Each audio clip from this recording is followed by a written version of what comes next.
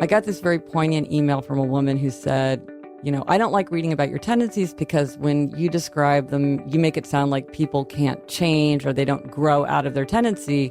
I'm married to a rebel, and don't you think that just someday he's going to grow up and realize that people can't just go through life doing what they want to do all the time?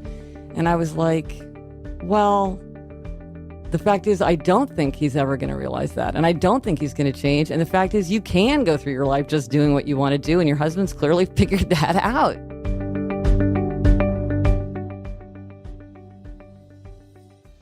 Today's guest is an old friend of mine, Gretchen Rubin. She's actually been on the podcast before. You may know her from her massive runaway bestseller, The Happiness Project, Happier at Home, Better Than Before. Gretchen and I have known each other for a pretty long time at this point. We started out in this tiny writer's circle or writer's group in New York.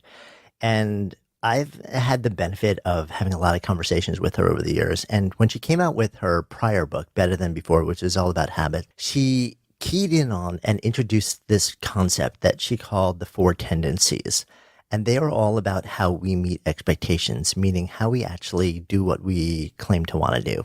That's at least my overlay.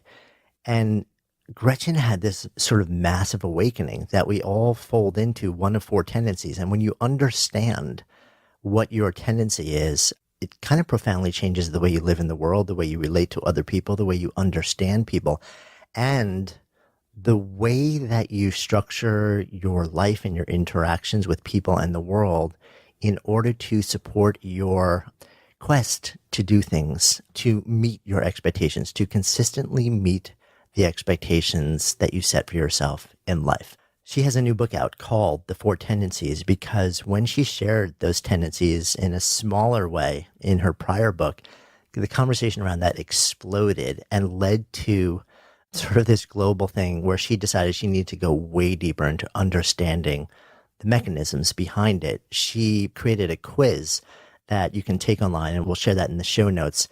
And she has now had something more than 600,000 people complete that. So she now has a giant data set validating a lot of the ideas behind the tendencies and incredible stories. So I wanted to sit down with her and dive deep into these four tendencies and the book, The Four Tendencies, because it goes way deeper into these and shows the nuances, the light side, the dark side, and how to navigate them. Really excited to share this conversation with my friend Gretchen Rubin. I'm Jonathan Fields. This is Good Life Project. So good to be hanging out with you. Yeah, this is so fun. As we hang out here, we've known each other for years now, and we've had other conversations that we've shared on both of our podcasts, yes. Actually, a little bit about our backstories. So I kind of want to dive right in with you because you've been working on something that has fascinated you for a long time now, and it kind of grew out of your last book. Yes. So tell me what happened here. So I set out to write a book about habit change, which ended up being my book Better Than Before. And so I was like, okay, well, what are the secrets of habit change? Like, how can people change their habits? And as I got into it, I started noticing. So first of all, I noticed, okay, there is no magic one size fits all answer. And if somebody tells you that you should do it for 30 days or do it first thing in the morning or start. But all the books tell you there is. I know, but there's not. It's like, it all depends on you. So what I learned was that it really depends on you and that there are 21 strategies that people can use to make or break their habits. And so that I was getting. But the thing that was puzzling me, kind of the deeper pattern that was puzzling me was people kept saying certain things to me that didn't ring true for me personally. So they were sort of striking me because they were saying things that I didn't identify with, but they were saying it as if they thought it was like a universal truth.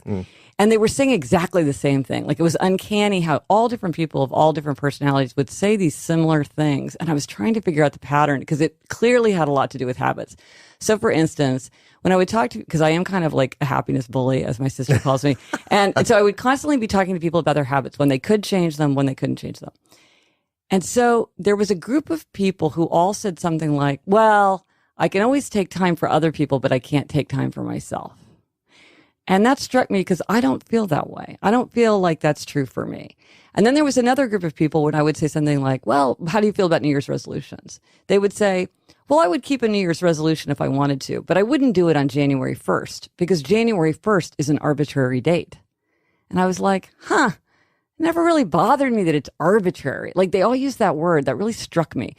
And then I had this conversation. I had several kind of like epiphany style conversations, but one, I was at a cocktail party and a woman said to me, we were talking about habits, and she said, well, I don't want to have any habits. I don't want to have routines. I don't want to lock myself in. And I said to her, well, for me, discipline is my freedom. And I really believe that. That is true for me. And she looked at me like I was nuts, and she said, that doesn't make any sense because freedom means no rules. And I was like, wow, we really see the world in a different way. And then I realized we do see the world in a different way. And I began to see how people fell into these very big 4 categories that explained why they were saying these things to me and why this was showing up in their habits, and it was showing up in lots of different parts of their lives. So you start to look at all these different sort of preferences and profiles. Yes. And it's interesting because this is something that I know you've been working on for a long time, and that you introduced the idea in your last book. Yes. Right. So you teed it up and you're like, okay, Yeah. I've discovered this thing and it's kind of cool. Yeah. And what was the motivation to say, okay, like this one thing, like I wrote this whole book, it was all about habit and there's great information in it, but there's this one thing that like there's something so much bigger that I have to spend so much more time on. Well, it's interesting because what I found was, okay, so you've gone on book tours, you have your books that you've talked about a lot. And so you give a book talk, and when you design a book talk, you always pick like the juiciest, most interesting bits to talk about because people are just with you for like a half an hour, 40 minutes. So you like carefully craft the talk. So it's like all the best parts.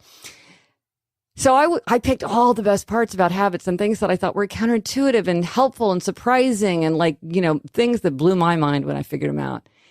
And then we'd come to question and answer, and all anybody wanted to talk about was this personality framework, the 4 tendencies. So 85-90% of the questions would be about the 4 tendencies. Did you have any idea before this, that was going to happen? Not necessarily, because I had other ideas in there that I thought were really cool and I had heard from people that they were really transformative. And then once the book came out, I started getting more and more questions from people asking super specific, very sophisticated questions about the 4 tendencies, like that clearly revealed that they knew exactly what I was talking about. They were right there with me in understanding it, and they were asking about it in very specific contexts. Like I got an email from a doctor in London about treating his patients with cerebral palsy, or I got an email from a guidance counselor in a prison who was trying to help somebody pass her GED requirement. Like these are super, super specific situations where people were like, these are my observations, these are my questions. And I just realized that I had stumbled onto a framework that had a lot more implications than I had first realized, because I was writing about habits. So that's a big subject itself. Yeah. So then I thought, well, I really need to go deeper into this and figure it out for myself and then for other people too.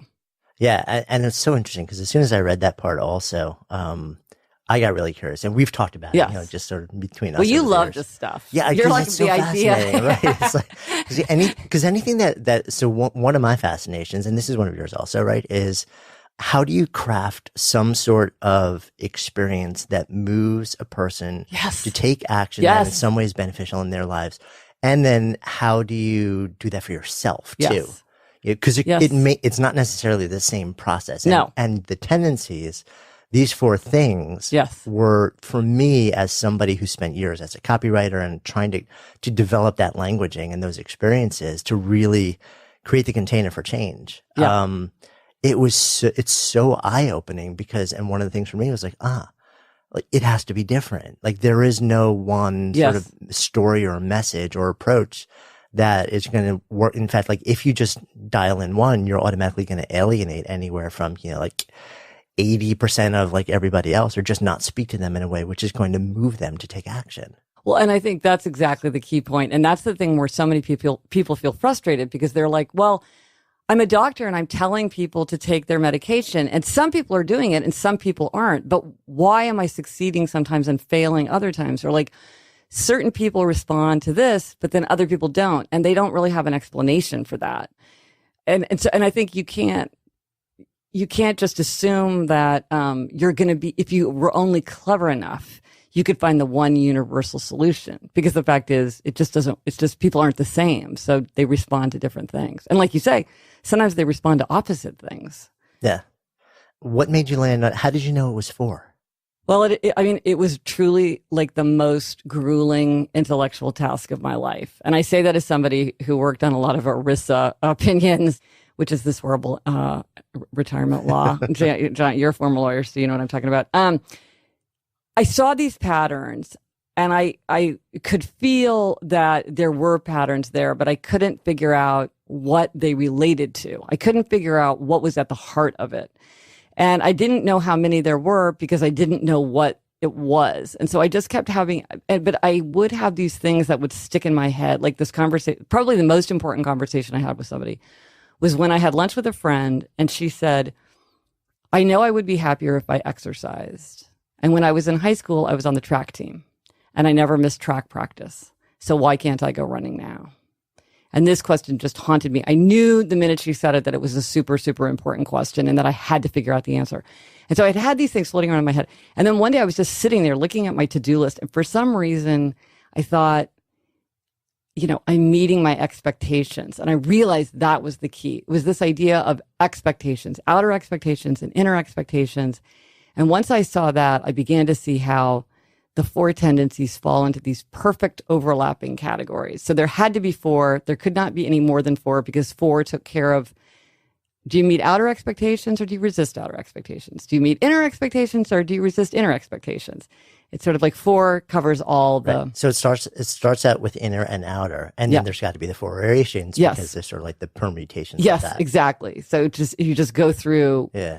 And so I hadn't really quite understood it until I began to see how once you identify that, then the pattern really comes into focus. Yeah. Do you remember the moment that you were like, bam, like this is it? I remember looking at the to-do list and thinking, this is expectations. And I knew at that moment that was the key thing, but then it took me a time to like plot them out. And then I couldn't visualize it because I kept thinking, what do you call it? A 2x2 when it's like four boxes. Right. And I was trying to put them into the boxes, but I couldn't figure out how they related to each other. Like which one went where and it somehow, but then when I realized it was actually a Venn diagram in a diamond shape, the minute that I saw it, and it was like meets inner, meets outer, meets inner, resists outer, resist it. I mean, once I saw that, I was like, oh my God, this is it. And I remember when I did that, when I sketched out the circles and realized that it was like, you know, it's like a fern frond or a nautilus shell. You know, it has this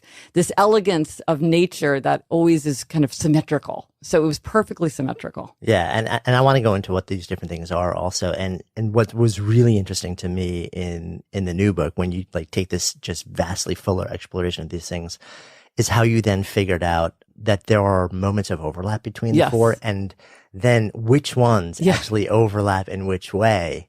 Which had to have been like a whole nother, just really interesting exercise. Well, it was really that. I mean, it's funny that you pick up on that because that was really hard. And I remember like thinking like, well, what would it look like to be an upholder who overlaps with an obliger? And like, what, you know, and then like going to a party and talking to somebody and I'm like, here you are, exhibit A. You're clearly an upholder who overlaps with obliger. And this is how your upholderness is different from my upholderness.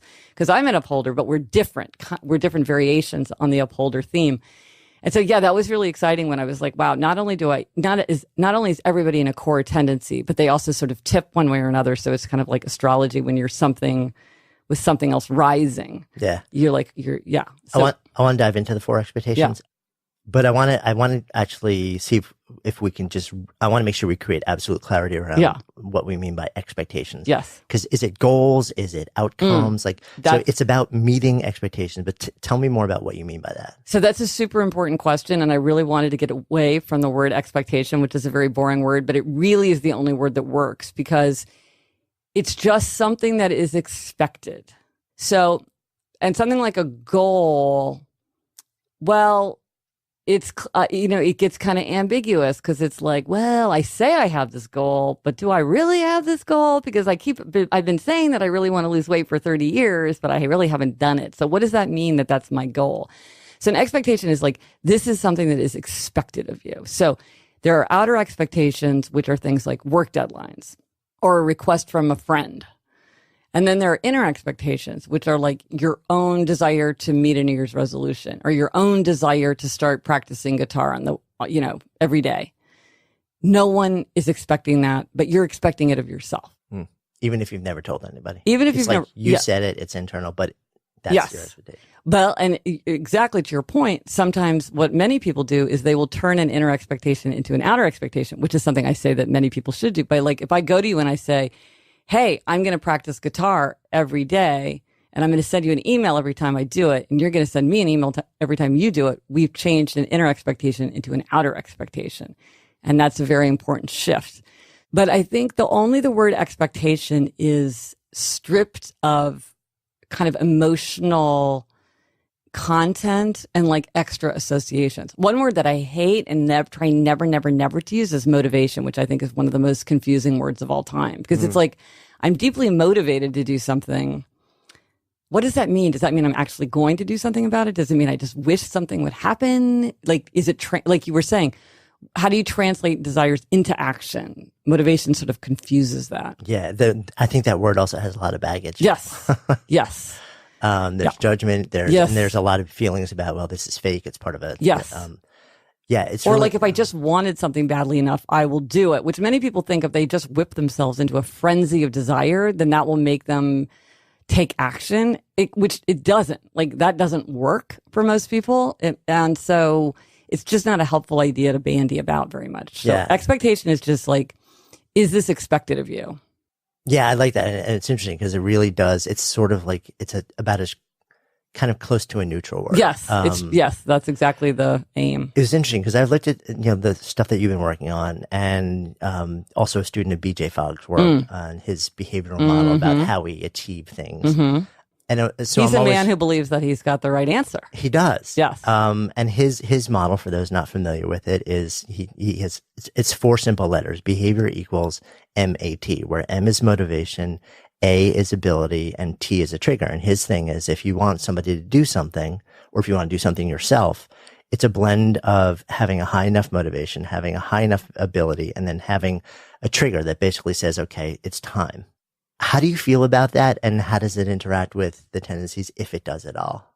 Well, it's interesting because like whenever you talk about, whenever someone's interested in the idea of motivation, it always makes me think that they're probably an upholder or a questioner, because upholders and questioners, and this is getting into like the differences among the 4 tendencies, questioners and upholders are the 2 tendencies that respond to inner expectations.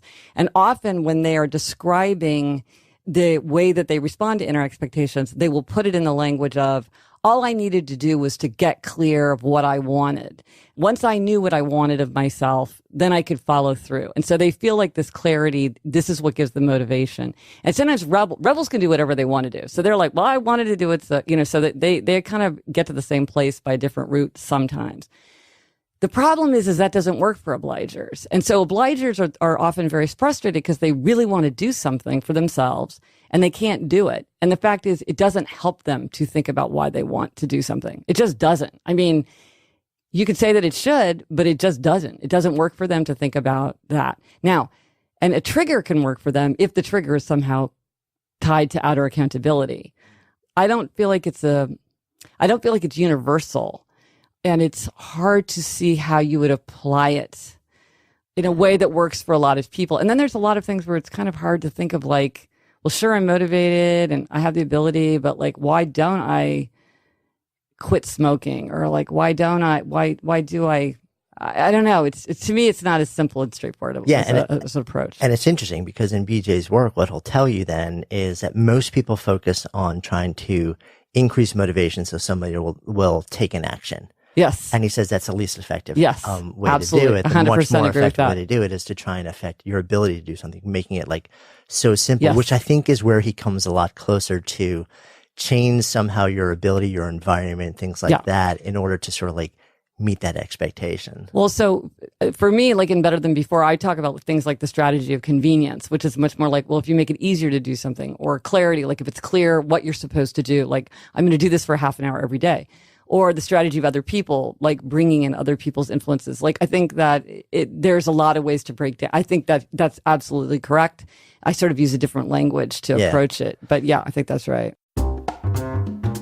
So our awesome friends at FreshBooks make ridiculously easy cloud accounting software for freelancers and small business owners who know that making every single moment count is a really important part of getting a lot of stuff done and being able to do the things that they want to do in their business. by drastically simplifying things like invoicing, tracking expenses, and getting paid online, FreshBooks has totally changed the game for now more than 10 million people. You can link your FreshBooks account to your credit card and debit card, so next time you expense, the business stuff or the tank of gas or lunch, it just shows up automatically. They have notifications and awesome customer service. To claim your month-long unrestricted free trial with no credit card required, go to freshbooks.com/goodlife and enter the Good Life Project in the How Did You Hear About Us section. So let's just quickly define the four different tendencies. Okay. So it is about how you meet expectations, outer expectations and inner expectations. So there are upholders, questioners, obligers, and rebels. So upholders readily meet outer and inner expectations. So they meet a work deadline, they keep a New Year's resolution without much fuss. They want to know what's expected of them from other people, but their expectations for themselves are just as important. Then there are questioners. Questioners question all expectations. They'll do something if they think it makes sense. They hate anything arbitrary or irrational or unjustified. So they make everything an inner expectation because if it meets their standard, then they'll do it. But if it doesn't, they resist. So these are the people who think January 1st is an arbitrary date. They don't like anything arbitrary. Obligers readily meet outer expectations, but they struggle to meet inner expectations. So this is my friend on the track team who could go running when she had a team and a coach waiting for her, expecting her. But when she was just going running on her own, she struggled. And then rebels. Rebels resist all expectations, outer and inner alike. They want to do what they want to do in their own way, in their own time. And if you ask or tell them to do something, they're very likely to resist. And typically, they don't even want to tell themselves what to do. So this is my friend who said, freedom means no rules. She was a rebel. And now looking back on that conversation, she was she checked every box of rebel. Mm. So those are the four tendencies. And I really, truly do believe that that just about everybody fits into one core tendency. Yeah. And it's interesting because it's not always immediately easy to figure out. Because what you actually created, there's extensive information sort of in the book, and I want to dive into some of that. But a couple of years ago, and I think you did this when the last book came out, you created a quiz. Yeah, where you can go and ask the questions. People can still take it. It's at happiercast.com/quiz. A lot of times people don't even need to take it, but it's there if you want to take it. And I think I'm closing in on 800,000 people have taken that quiz. Right. Now. So you have a massive data set at this point. Yeah. So this is now, you started with this idea, okay, I think there are these four tendencies. Yeah. The light bulb went on. You're like, this just makes sense to me. I can now scan everybody I meet and basically say, you're this, you're this, you're this, you're this, you're Watching this. Parks and Recreation, I'm like, I see everything. Right. I'm like, you must move into a room. Yeah. I do. Labeling it's all funny. these people. It's funny because there are people where I definitely communicate with them differently, knowing their tendency, because you can really just, like you say, how do you message people in a way that communicates with them? And there's people where I'm like, I'm talking to you in a different way because I don't want to push your buttons. Yeah. And it is this incredibly useful tool. So even if you don't have the ability to have every person say, go fill out the quiz, which can be really useful, I agree. I think it is you pretty quickly can get a sense. Yeah. A pretty strong sense for who different people are. And one of the things I did, and I think I shared this with you a while back, when we were enrolling a recent program of ours. You told me, yes. We tested this. So all I did, because I took, I think it was the original four descriptions that you put on your website a couple of years back. And I just tweaked them and modified them so they're fairly straightforward, just so that as people filled out an application for one of our programs, I could get a sense for which one they were. Mm-hmm. And the reason I did that was because I wanted to see how they would fit into the program. I thought it would be a good idea to have a blend of different tendencies within the program, but also part of the application process was getting on an interview with me and having a conversation. And I wanted to understand how to satisfy the expectations of that person. How would I need to tailor the conversation in order to give them what they needed, to have the information that they needed, to understand. So if it was a questioner, I knew that instead of me sitting there and for half an hour, basically asking them a bunch of stuff, I was probably going to ask them 5 minutes worth of questions and then say to them, tell me what you need to know from me. Yes. Yes. So it's so fascinating to use this as a tool in so many different ways. And that was just I wasn't even really using it. This was just winging it in a really rough way. But, as a tool for industry, for psychology, for so many different things, the potential applications are kind of stunning. Well, it's funny because sometimes like I'll see an advertisement or something like that and I'll be like, or like I love signs in offices. Like I'm a big student of office signage. And I'll be like, well, that's an obliger sign. An obliger wrote it and only obligers will follow it because everybody else is going to be very annoyed. Or like I saw this amazing anti-smoking PSA clearly aimed at rebel teenagers. I'm like, this is for a rebel teenager. Not to say that others might not respond to it, but I'm like, this is the message, which is you think you're free. You're controlled. You're chained. You're being dragged around by nicotine and you're pouring money into the pockets of big tobacco. You know, you're enslaved. And that to a rebel is the worst thing. They want freedom, choice. You know, the idea that they're being renegade, well, they like that. They don't, you know, a lot of times they don't mind going against the grain, but they don't like the idea that they're being pushed around or told what to do. And so I was like, that's a really compelling PSA for a very targeted audience. Yeah. And by the way, guys, if you want to see, Gretchen also loves to share a lot of these signs on your Instagram feed. Yeah. So if you want to see like some really fun examples, you could totally check out. Yes. And send me a sign if you see signs for the tendencies, because I've got some good ones. The rebels hate, like, thank you for not speeding. They're like, it just makes me want to speed. I want to do what you're telling me to do. But this is interesting, right? Because they had like the classic thing that was on cigarette boxes for a long time in cigarette ads was, I can't remember whether information. It was information in this country, but then I remember seeing, it may not have been in the US because they may not have been cool with it, but maybe in Europe, they were actually putting photographs of diseased lungs on the packs of cigarettes. So you wonder, like, how would that affect different people and their behavior? Yeah. Well, see, that's one of the things that really was puzzling to me as I was writing the habits book, is that people don't seem to care that much about the negative consequences of their bad habits. I mean, you'd think that they would care a lot, but the more we emphasize to them, like, it's really, really, really bad for you to be doing this, it's like, it doesn't seem to move people as much as you would think. Like something like 50% of American adults don't take prescription medication for a chronic health condition. And you think, well, do they not believe that high blood pressure is bad for them? Do they, like, why aren't they doing it? Because I think in the United States, what cigarette packets they had information. I'm like, this is that's for questioners, because questioners are like, why should I give up smoking? It's like, this is why I should give up smoking. And upholders are like, wow, I'm really not supposed to smoke. So then they would quit. But with an obliger, when obligers quit smoking, it's usually something like, well, now I have a child and I realize, like, I just can't do this anymore.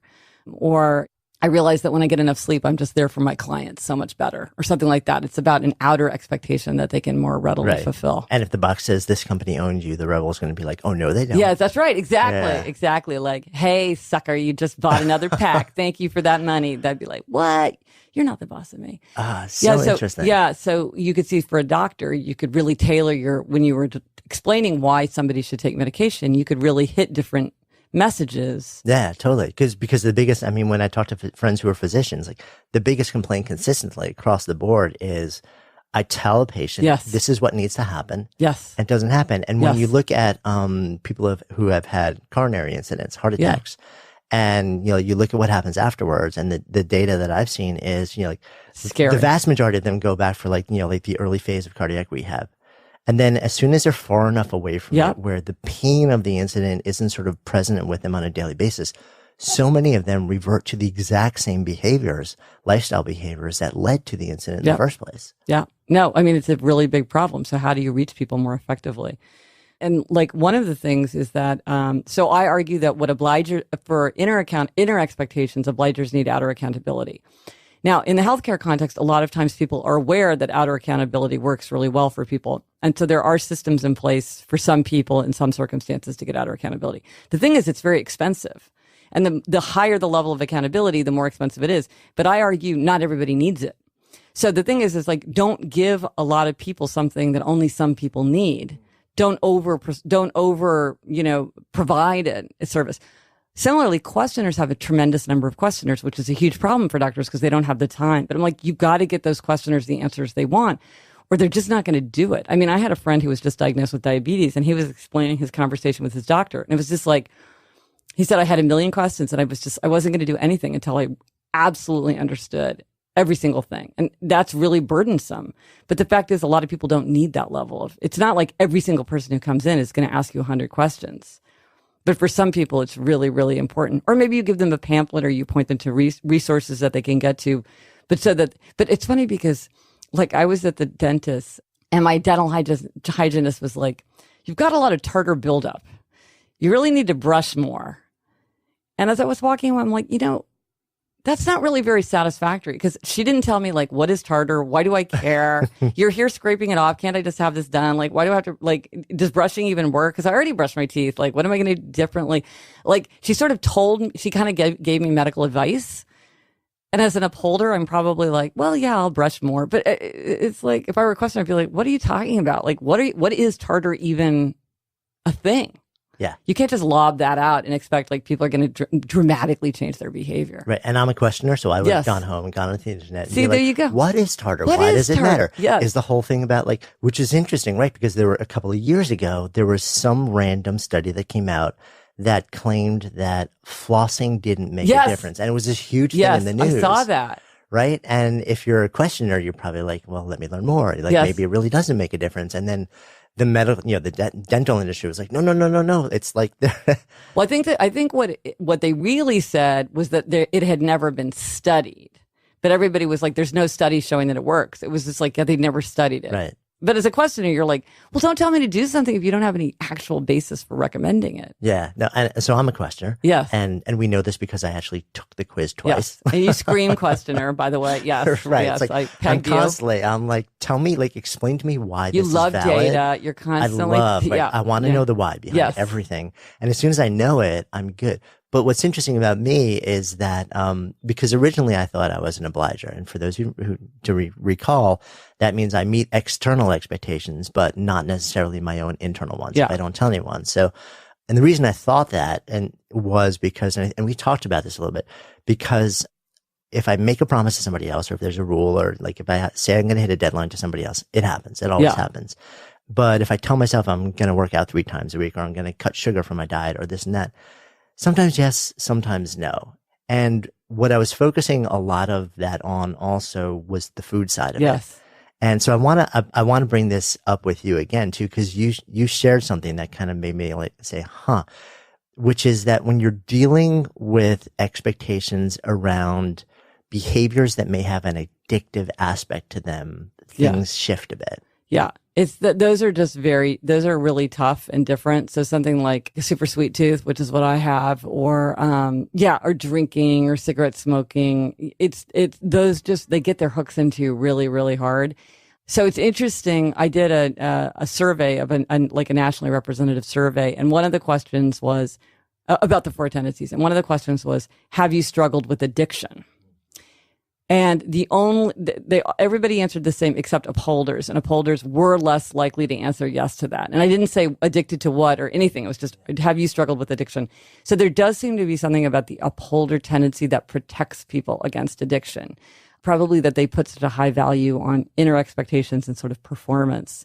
But for something like Girl Scout cookie box out on the counter, or also see as a questioner, like in your mind, it could be like, well, what's more efficient if I go to the gym or if I do this work now? And I know that if I do this work now, then this process is going to go faster because these people can get back to me by Friday. Like a lot of times questioners come up with loopholes to let themselves off the hook because they're so good at justifying things. And I found that about myself. Yes. You're just like, well, it's not that I'm blowing it off. You're not like, I'm sitting here on the couch, or like, I'm actually going to like run these numbers, or I'm going to get this thing crossed off my list. Right. Or it's like I make a cost benefit analysis. Yes. I'm like, See, well, okay, I said I was going to commit to this, but right now I have more information, and I realize that this other thing is actually more important right now, so I'm not going to do that. Okay, cost benefit analysis right there. That's questioners. Right. Yeah. So you can use that though. You can use that. You can harness that once you realize that that's the pattern. When you're like, okay, you can talk yourself through that. Once you realize that's how your mind is operating in a way that you're not sticking to that habit. Yeah. All right. Grit. The Four Tendencies and Grit. Grit has been all over the news. Angela Duckworth's, which is the whole idea that those who are most successful at almost anything in life are the ones, there's this universal trait, which she defines as grit, which is, some blend of stick-to-itedness, doggedness, like never quit. And those are the people where they outperform everybody else. They get what they want more than everybody else. What's your sense of that, and what's your sort of exploration of how the Four Tendencies interact with the concept of grit? I I just don't understand how grit isn't the thing that means that some people succeed and others don't, which then it's just like, well, it's like these people are successful, therefore they have something in common. What is that thing? Let's call it grit. I don't really understand like exactly what that is other than just putting them all in a category that shares something, which is that they succeeded in something. I don't know. To me, it's not, I haven't found it to be that helpful a framework of thinking about people's actions or how you could suggest that they would do things differently. I mean, to me, it's always like, okay, given who you are and the way that you succeed or fail, what can you do to help yourself have the life you want? And so, like, if you said to me, well, I'm an obliger and I can never meet my inner expectations, I can never keep my promises to myself, I can always make time for other people, but I can't make time for myself. I always put my client first. I always put my patient first. I always put my customer first. But then there's nothing left for me to do for myself. Then I'm like, okay, create outer expectations for that. That's a very simple fix. Take a class, get a partner, hire a coach, think of your duty to other people. There's a million ways to do that. That's the fix for it.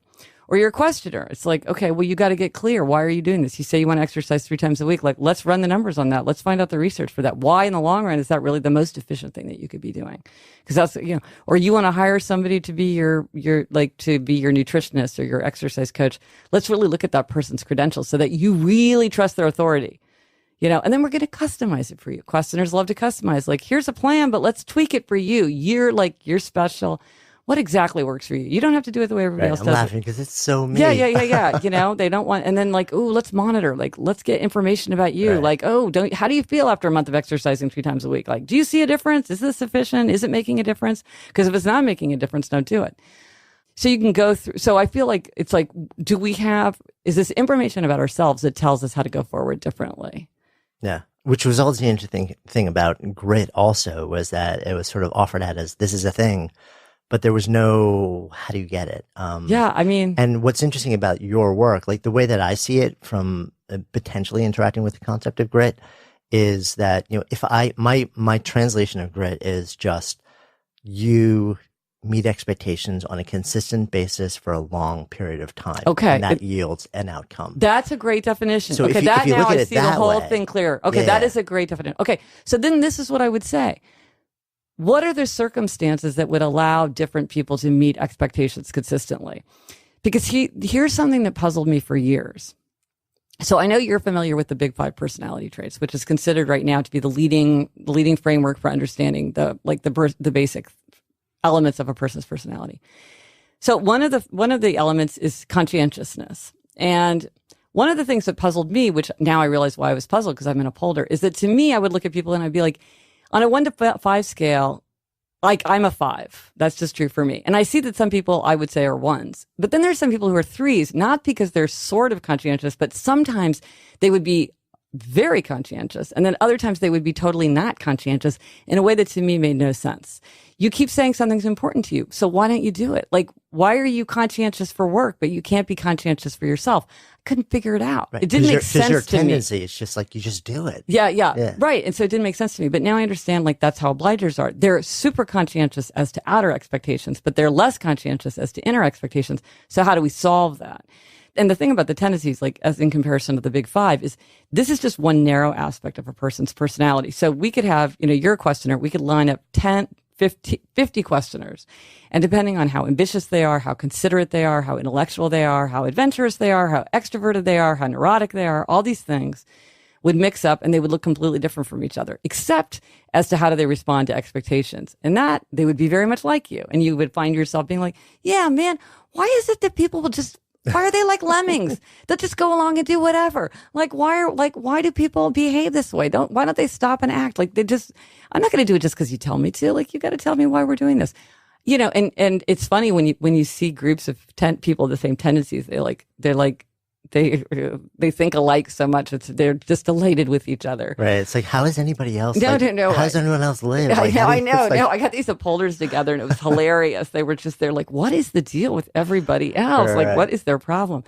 And I had 2 rebels. I was at a conference where it was a rebel. One was a nurse from Ireland and one was a doctor from Singapore.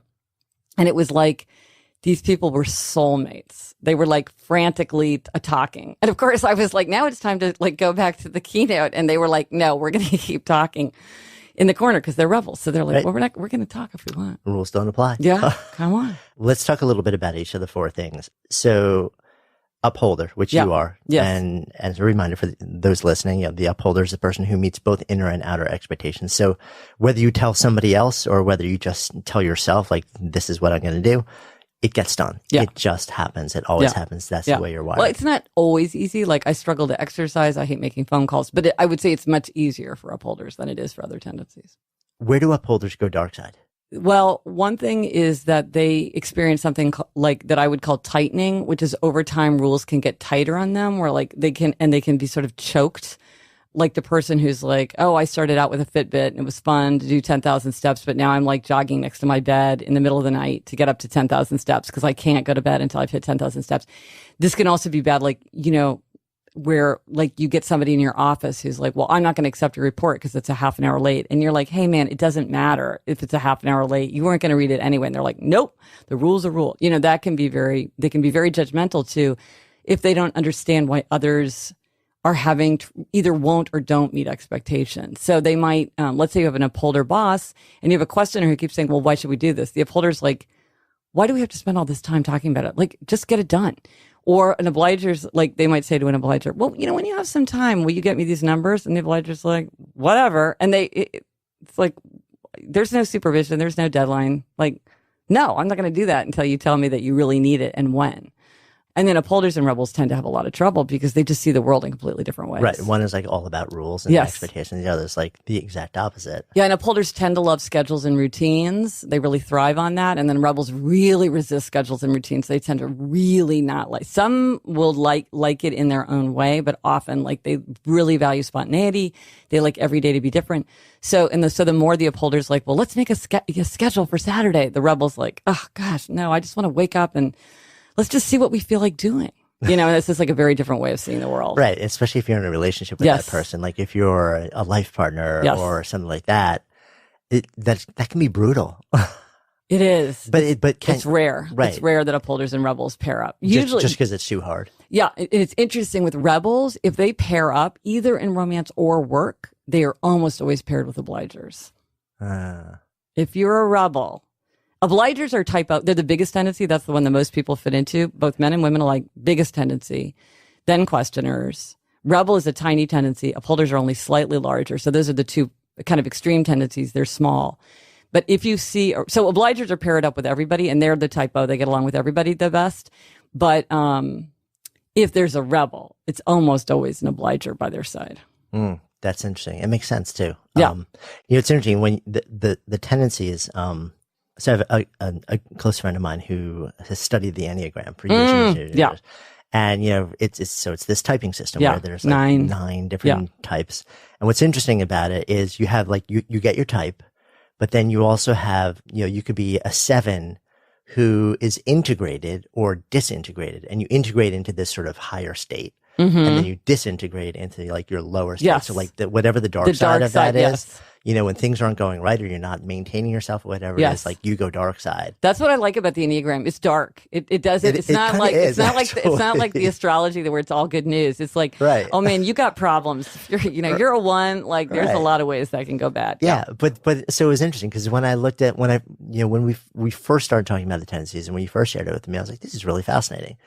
And it wasn't until this new book came out where you start to show the overlaps and you start to actually show, like, okay, so there is sort of like a light side and a dark side to each of these tendencies too. And here's what we should do about it. Yeah. I thought that was a really fascinating part of the conversation. Oh, well, that's great. That's great. Yeah, no, to like probe into that.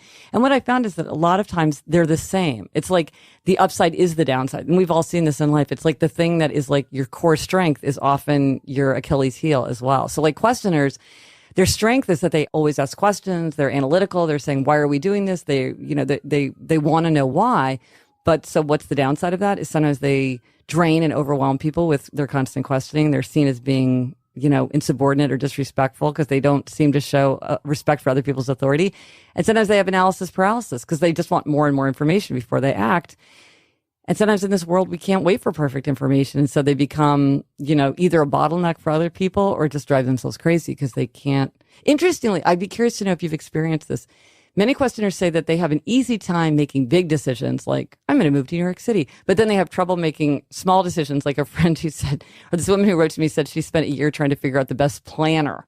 She's like, I just couldn't stop researching and thinking about all the different factors. So it was little things seem to be harder than big things. Totally me. Yeah? Yeah, because I will spend, I'll spend a lot of time researching the best electronic toothbrush.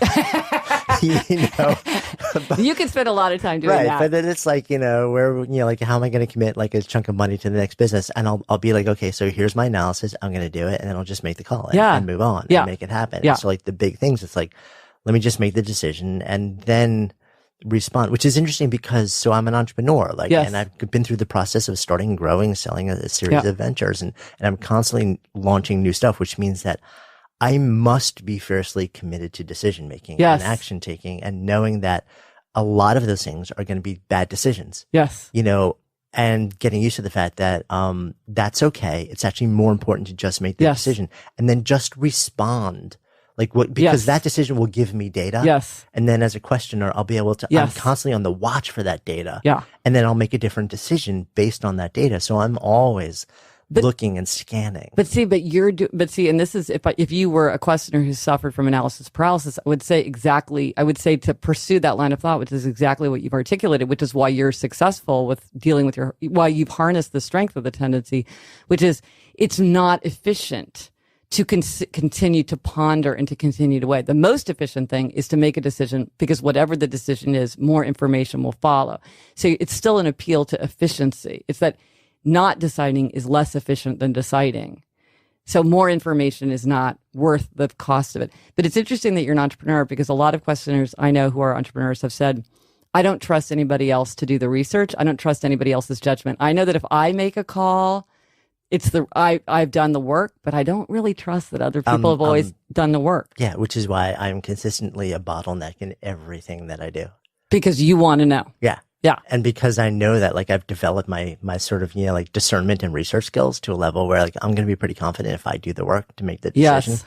And it's taken me a long time to find people to sort of bring into teams and projects where I'm like, okay, I just trust you. Go do it. But see, this is the thing where sometimes I think it's good to know other people's tendencies because maybe you do have more of a shorthand and more of a trust. If somebody was like, hey, I'm a questioner, I get it. You'd be like, well, I think you probably do get it. Yeah, you understand? Totally. Because I was working with, when my podcast, Happy with Gretchen Rubin, our first producer was Henry Molofsky, who I loved Henry.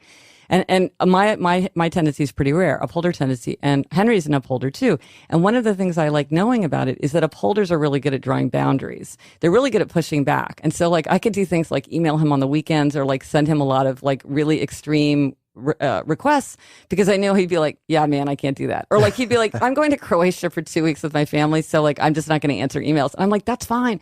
As an upholder, I want you to push back. And one of the things I don't like is that some tendencies aren't good at pushing back, so you have to be more considerate. Only until recently, I always sent work emails on the weekend. It never occurred to me not to send work emails on the weekend because I'm like, well, if people don't want to answer emails over the weekend, that's fine. That's just for them to decide. That's an upholder view.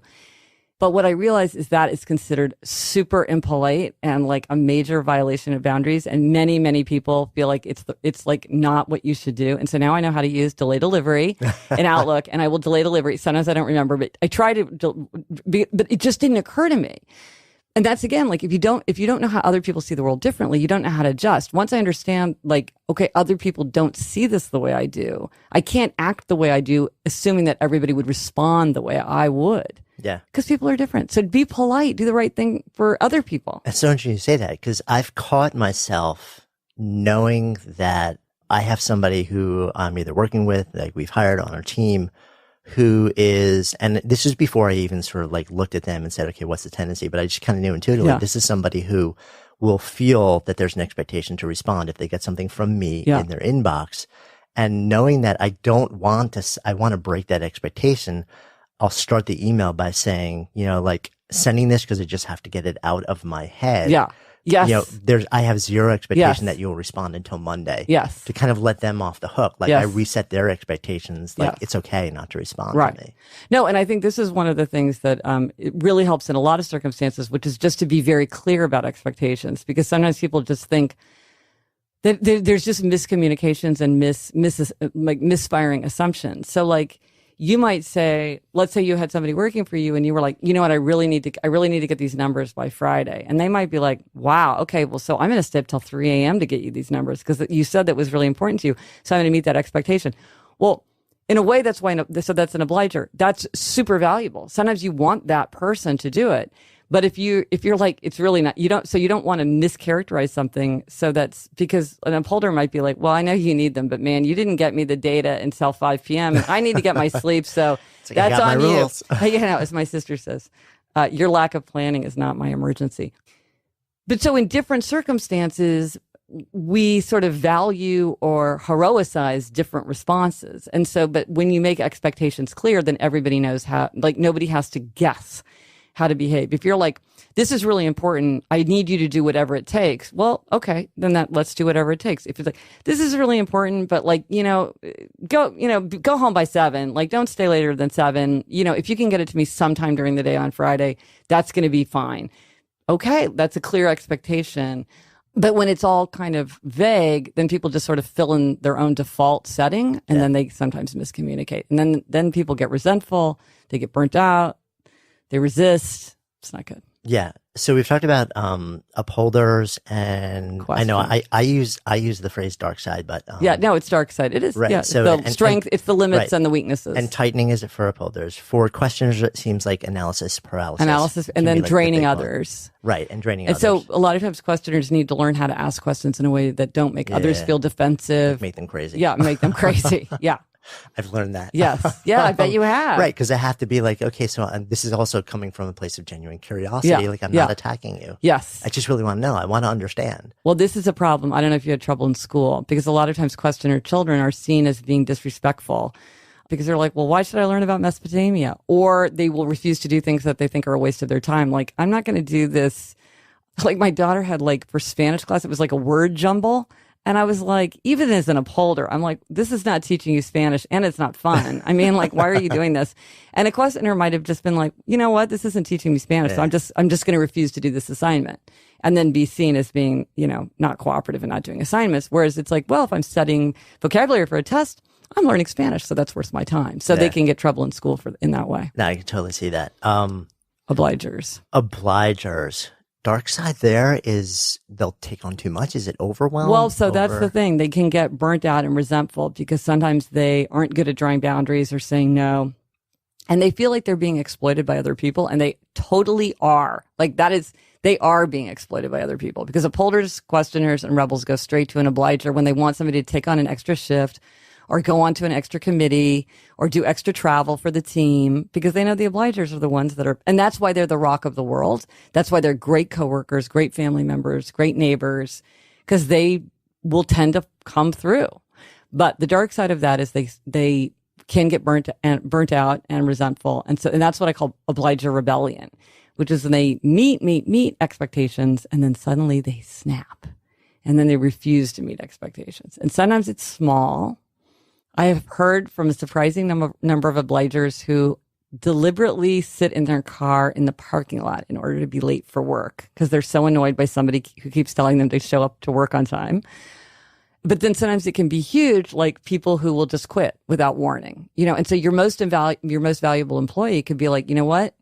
I've had it with this place. Everybody, like, I've been working too hard. Other people are not doing their share. I'm out of here. So you need to manage that as an obliger or somebody around an obliger. Yeah. And I guess if you know that somebody who you're working with or somebody in your family, somebody who you care about is that person, it's probably a good idea for you to check in and say, yes, are you doing okay? Are you taking on too much? Am I asking you to do too much? Because they may not tell you. 100%. And I'll give you 2 examples of exactly that. You are absolutely correct. So a woman wrote to me about her obliger husband, and she said, what I realized is that there was a pattern where every weekend we would do all the things that I wanted to get done and nothing that he wanted to get done. Okay. Bing, bing, bing, bing, bing. Right. That's bad. So she realized this as a loving wife. And she said, so what we do is now every Friday afternoon, we each make a list of 3 to 5 things that we both want to get done that weekend. And then we both make sure that things on both lists get done. So he's got accountability because he's got a list that she knows about, and they're making sure that it's fair. Very smart. I know a guy who started this finance group, And he was telling me about an obliger. He's like, this guy made everybody look good. So everybody pulled him onto their team. And he was overextended. And he said, at his annual review, I said to him, you're doing too much work too well. And I mean that as a sincere criticism because it wasn't sustainable. And he's like, I couldn't risk losing one of my best employees to just burn out. And so he took him off some of those projects, not as a punishment, but to say, hey man, you can't do this. It's not, you can't keep it up. Yeah, it's like you don't have the off switch. No, yeah. So I'm going to do that as your manager. Yeah. Like you say, I'm going to step in to say, where's the, or you might say to an obliger, I want to see you leave at 7. Like either you're if it's an obliger boss, you could say you're setting a bad example for the team, or you could say, as your boss, I'm telling you to get out of here at 7. Or you could say, hey, look, I'm looking at the calendar and I see that you haven't taken a vacation in 18 months. Like I want to see a plan for when you're going to take a vacation by the end of the week. Impose that expectation to give them and to say things like, is work being distributed fairly? Or is everybody on this team taking an extra shift? I've heard from a lot of people where they're like, the same people are always the one taking the extra shifts. And then the other people they just get away with not doing it. That's not fair. No, and I can totally see that because I think, and I wonder if the obliger also has more time than others because they sacrifice their own self-care and their own schedule preservation. Okay, but don't use that word, sacrifice, because that suggests that they are doing it for someone else. And here's a terrible mistake that some obligers make. Okay, so my argument about obligers is if they want to meet inner expectations, they need forms of outer accountability. So if they want to exercise, they need to work out with a trainer or take a class or have an accountability partner or work out with a friend who's going to be annoyed if they don't show up or tell their kid, like, if I'm not exercising, you don't have to do your homework or whatever it is, outer accountability. So when you get into language that obligers often use, like I'm sacrificing myself for others or I'm putting myself last, sometimes obligers then think, if only I could get rid of outer expectations, then I would meet my inner expectations. If I retire early, if I quit this job, if I leave my job as a newspaper reporter, then I will write that book. Then I will start that, then I would exercise. Then I would, whatever it would be. If only outer expectations would go away, then I would meet my inner expectations. And this does not happen.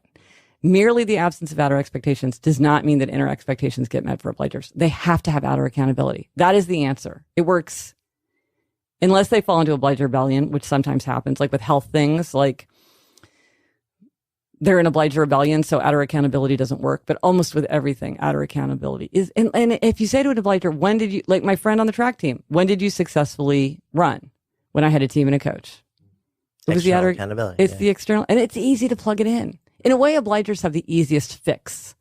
Their limitation. Just tell someone. Yeah. Oh, and people will say like, oh, I'm an announcer. I'll go in and I'll say to everybody, like my sister who's an obliger said, she's a type 1 diabetic, so she has to watch what she eats. So when she goes to a new job, she'll say like, hey, I'm not going to eat any of this food. She wants everybody to be holding her accountable. She wants them to be noticing and thinking like, wow, I see that Liz is eating a donut, even though she said she was never going to do it, so to make her not do it. Yeah, that makes so much sense. Let's just touch into the last one. Oh, rebel. We'll come full circle. Yeah. What's a rebel gone dark? Yeah. I mean, rebels can do anything they want to do, but if you ask or tell them to do something, they're very likely to resist. And that can be hard to manage. And it can be frustrating for people when they don't understand why a rebel is not cooperating or isn't pulling their share. I got this very poignant email from a woman who said, I don't like reading about your tendencies because when you describe them, you make it sound like people can't change or they don't grow out of their tendency. I'm married to a rebel, and don't you think that just someday he's going to grow up and realize that people can't just go through life doing what they want to do all the time? And I was like, well, the fact is, I don't think he's ever going to realize that. And I don't think he's going to change. And the fact is, you can go through your life just doing what you want to do. And your husband's clearly figured that out. So that can be hard. And they can be frustrated when they themselves can't make themselves do something. But so what works for the rebel, if you're experiencing that dark side and that frustration, is information, consequences, choice. You give them the information they need. You tell them the consequences of their action. And you just step away. And then step away. Yeah. That's the thing. You got to step away. You got to let the negative consequences fall. You can't save them. You can't rescue them. You can't shield them. Because otherwise they'll just keep doing what they're doing. Because it's working. Yeah. Which is so interesting too. Because if you look at, if you look at movements, if you look at revolution, if you look at innovative entrepreneurs, so many times, I think I don't know if you would always classify the person who basically says the rules don't apply to me. The rules have to change. I'm going to lead a rebellion against them. See, someone of all tendencies can do that that's from the whole their thing. own way. Right. You would assume, well, that's the rebel, but that may be completely wrong. Well, see, that's the thing. It could be a rebel, but it could also be an upholder, because upholders sometimes look for the rules beyond the rules. Yeah, like Hermione Granger, right. Like, what about the house elves? Or like a questioner being like, totally, this doesn't make sense. This is totally unfair. Like, we have to rise up and resist this unfair system. Or an obliger who's like, I owe it to my children to create a better country. And so everybody can get there. But you're right. For rebels, it comes naturally to them to think outside the box. To go against the grain. So when you see somebody like who's like the first female on an oil rig or something like that, you're like, maybe that's a rebel. Yeah, but it's interesting because then the first part of any sort of like rebellious thing or any sort of paradigm shift, is that you need to move people away from an old paradigm, right? And that, I think, my sense is like the rebellious tendency is great for that. But at some point, you also have to move them into and create a paradigm that is better than what they're leaving behind. And that requires constraints and rules and systems and process. So I think it's interesting. I think a lot of the people who are really effective at saying this must end, this must change, and rallying people around that, then when it gets to the point where they say, and this is what I believe is possible and must happen in the future, when they have to step into setting values and beliefs and rules. That is not their thing. And like somebody new has to come in and kind of like founder syndrome. Yeah, exactly. Right. You know what? I should really research like movements, because this is really ringing a bell, but I'm not thinking of like specific examples. But I think it's true that sometimes you need somebody who's sort of like, we need to blow up the whole system, but they might. I'm reminded of somebody who was telling me that she was a lawyer who worked on, she was like a corporate lawyer. And I was like, how is a rebel a corporate lawyer? But she was brought in when like things were in disaster. And she would kind of get through this period of chaos. But then once they were like setting up the new organization, she left and so it's very much what you're saying. Ooh, I've got to start doing a lot of research on that. I think I hadn't thought about how that handoff might need, or like maybe if you understood the tendencies, you could kind of pair up. You could be like, I'm a this, but I need to have this complementary personality. And together we can go all the way, because. Yeah. Mark and Cheryl at Facebook. Yeah. Yeah. I've got to do some research on that. That's a great. It'd be really interesting, right? Yeah. I'm really curious about this now too. Yeah. So I think it's a good place to come full circle with all of this. I'm so fascinated. I think there's, you have this tremendous idea, and you've now got a zillion people who've actually taken this. You've had so many stories. So it's validated on a lot of really interesting levels. For those listening, absolutely, we'll include in the show notes a link to the quiz, because you probably already have a sense for what the tendency is through this conversation. But I found the quiz really helpful in helping me, especially distinguish between like, am I actually a questioner or an obliger who kind of leans in? Well, I remember you saying that when you sort of had one kind of area of life in your mind, sort of as you were answering the questions. And in fact, because of that, in the book, I said, try not to think of one area of your life as you're answering the questions. Try to keep it very general, because I was thinking that you and I had that conversation. Yeah, and the book was actually so helpful for me, because it really it went into it in so much more depth. And I love how we didn't have a chance to get into it really all that much here, but how you did lay it out where like here's the overlap. Like here's an upholder who tips this way or who tips this way, and how to really sort of like navigate those things. I think it's such a valuable tool, and sort of it's almost like a technology to allow people to understand how to interact with each other in much more positive ways and lead to positive outcomes in the world. So full circle, we're hanging out here. This is Good Life Project. So last question I always come back to, if I ask you what it means to live a good life. To me, a good life is one where I meet my expectations for myself. Yeah, which is the upholder answer. No, I mean, it's like, can you identify the aims that you want and do the things that are going to bring them there? Like if I want love in my life, how do I act in a way that I bring more love into my life? Or if I want more learning, how do I bring more learning? So to me, a good life is where I know what those things are and I'm working towards them. Thank you. Thank you so much for having me. It's so fun. And as we wrap up, I want to give a final shout out to our awesome sponsors and supporters. Right now, you can post a job on ZipRecruiter for free. That's right, for free. Just go to ziprecruiter.com/good. Be sure to check out Blue Apron and get your first 3 meals free with free shipping by going to blueapron.com/goodlife. Today's show is sponsored by FreshBooks, which is a super cool cloud accounting software. To claim your month-long unrestricted free trial with no credit card required, go to freshbooks.com/goodlife and enter the Good Life Project in the How Did You Hear About Us section. Thanks so much for listening to today's episode. If the stories and ideas in any way moved you, I would so appreciate if you would take just a few extra seconds for 2 quick things. 1, if it's touched you in some way, if there's some idea or moment in the story or in the conversation that you really feel like you would share with somebody else, that it would make a difference in somebody else's lives, take a moment and whatever app you're using, just share this episode with somebody who you think it'll make a difference for. Email it if that's the easiest thing, whatever is easiest for you. And then, of course, if you're compelled, subscribe so that you can stay a part of this continuing experience. My greatest hope with this podcast is not just to produce moments and share stories and ideas that impact one person listening, but to let it create a conversation, to let it serve as a catalyst for the elevation of all of us together collectively, because that's how we rise. When stories and ideas become conversations that lead to action, that's when real change happens. And I would love to invite you to participate on that level.